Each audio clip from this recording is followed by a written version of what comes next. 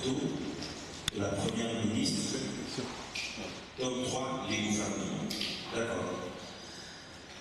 Eh bien, au-delà de la première ministre, comme vous le voyez avec moi, je vois que on parle de fond et à monsieur, que tout le monde pourrait connaître. C'est Patrice Emery Lumumba, le premier ministre de la République démocratique du Congo.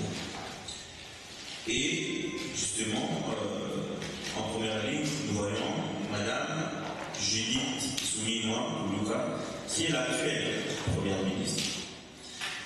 Puisque le tome 3 parle des gouvernements, donc les gouvernements qui vont de Lumumba à Judith Suminwa.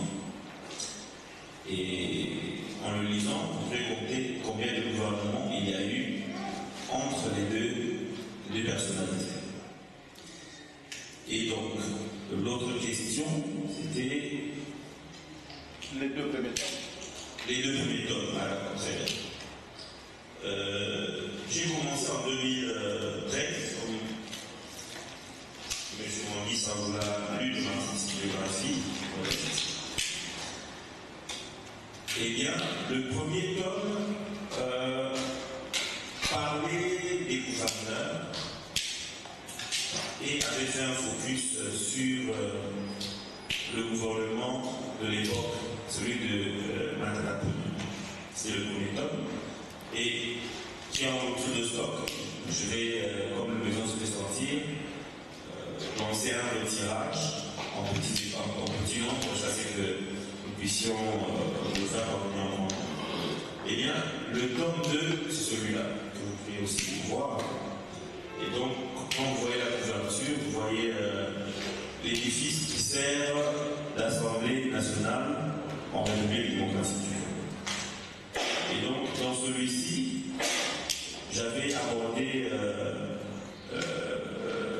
le volet parlementaire.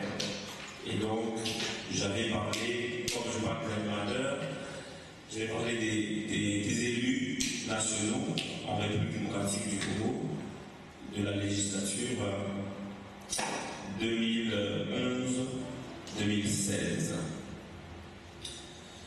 Et voilà, j'ai répondu au mieux aux deux questions. La première, c'est laquelle?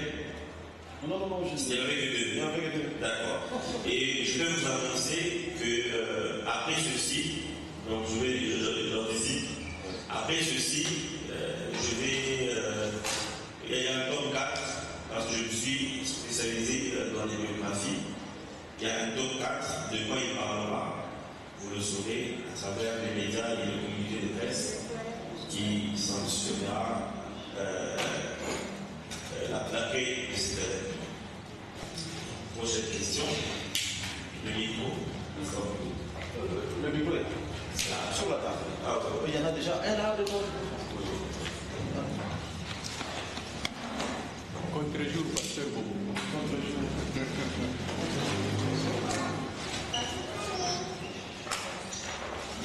Bonjour. Bonjour, pasteur Bobo. Oui, moi c'est pasteur Bobo, pour mettre les petits micros de pasteur Bobo. Pour te dire que ça m'intéresse, ça m'intéresse. Je dois parler avec les livres, c'est très intéressant. Moi j'ai eu des trucs comme ça. Mais c'est merci beaucoup. Je vois les cartes là. Je pourrais dire les cartes les cartes du président, nos présidents, les cartes là. C'est facile pour vous de trouver leur ce soir, le cadre. Et puis, il y a beaucoup de ministres. D'accord. Et puis, par rapport au Premier ministre, pourquoi apparemment c'est plus facile d'accéder à la fonction président? Je ne sais pas si c'est pour vous. Mais c'est un peu compliqué pour le Premier ministre. Donc, est-ce que ça peut paraître bizarre pour le ministre? Moi,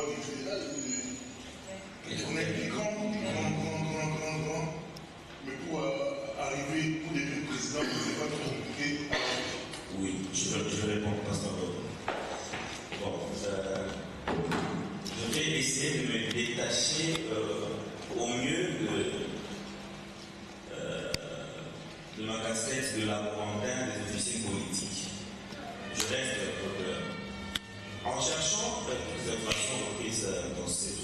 c'est vrai. D'abord, au Congo, on est un président par suffrage direct.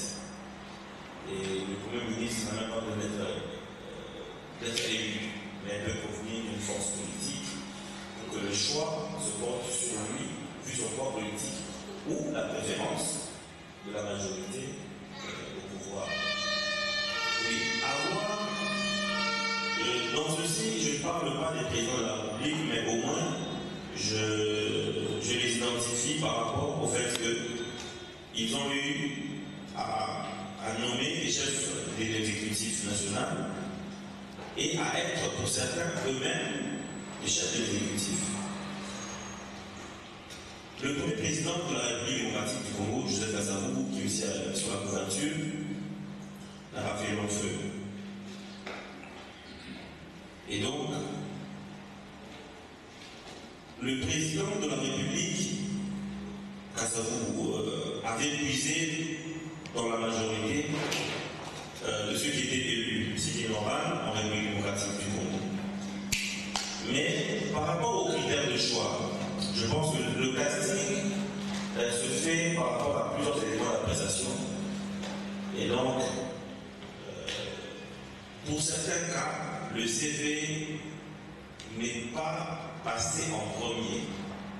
Parce que s'il fallait passer le CV en premier, Patrice Lumumba ne serait jamais Premier ministre. Vous êtes d'accord avec moi. Et donc, le choix de Lumumba, c'était le choix de la force dans l'opinion et chez les élus. Voilà pourquoi nous avons le Premier ministre. C'est vrai que à chaque fois qu'il faut un Premier ministre, deux fois le président n'a pas beaucoup de marge de manœuvre parce que le contexte politique guide son choix. Si Ilukamba, s'il reste, est devenu Premier ministre sous Tshisekedi, ce n'était pas parce qu'il en voulait, non. Parce qu'il était en coalition avec le FCC et sa plateforme le cash. Le président sortant avait la majorité au Parlement, et donc il fallait choisir dans le camp de cette majorité parlementaire pour bien diriger. C'est ainsi que celui-là est devenu Premier ministre. C'est des cas.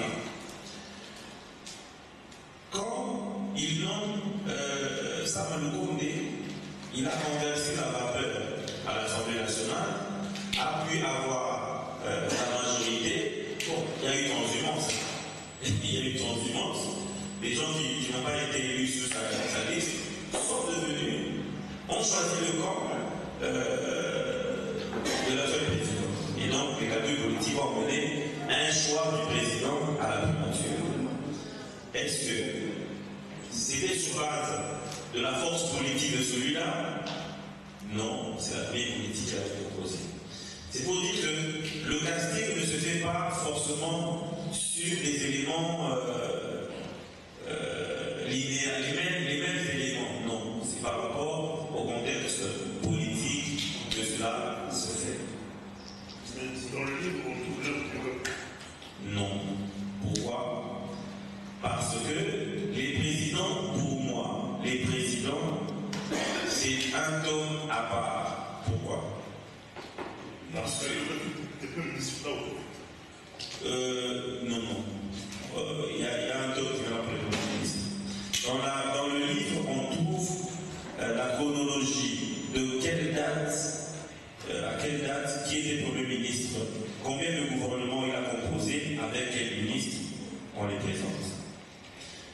De tel président à tel président, il y a eu combien de Premier ministre?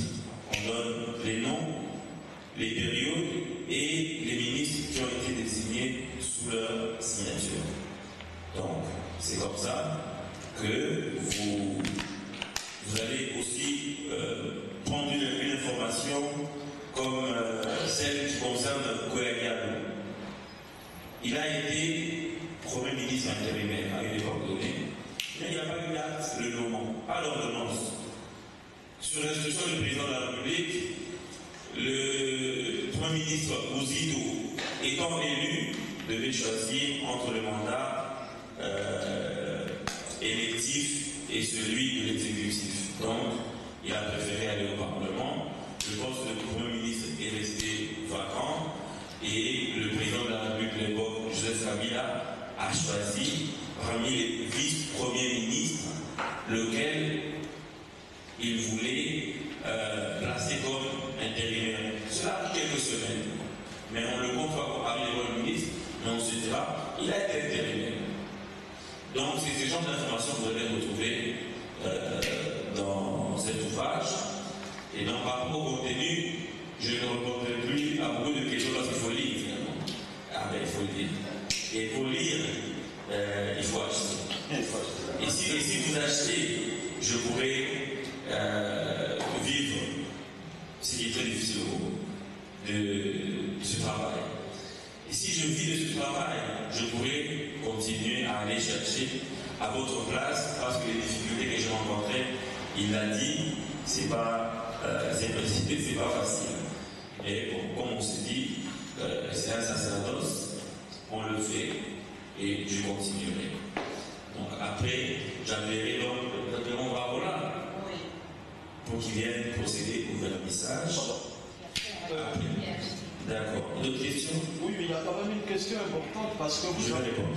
vous avez parlé de si vous achetez, je pourrais vivre. Oui. Alors, il y a une question importante. Prenez le micro. Il y a une question importante. Allumez-le. Il est à. Oui, je peux se allumer. Ah oui, oui. Oui, je disais que si on achète, vous pouvez vivre. Alors, cela me pose à poser cette question. Vous avez d'abord écrit pour les lecteurs de la RDC, la République démocratique du Congo. Alors, je me pose la question de savoir si nos citoyens sont capables d'acheter ce livre. Pourquoi? Parce que je vois déjà que la couverture est très belle. Et puis il y a des photos couleurs dedans. Alors je me pose la question de savoir combien ça peut coûter en dollars à Kinshasa. Et si nos lecteurs intérieurs sont capables de l'acheter. Alors la deuxième question qui est subsidiaire, est-ce qu'il ne faudra pas imaginer une autre forme d'édition pour les lecteurs intérieurs? Une édition un peu moins luxueuse. Merci.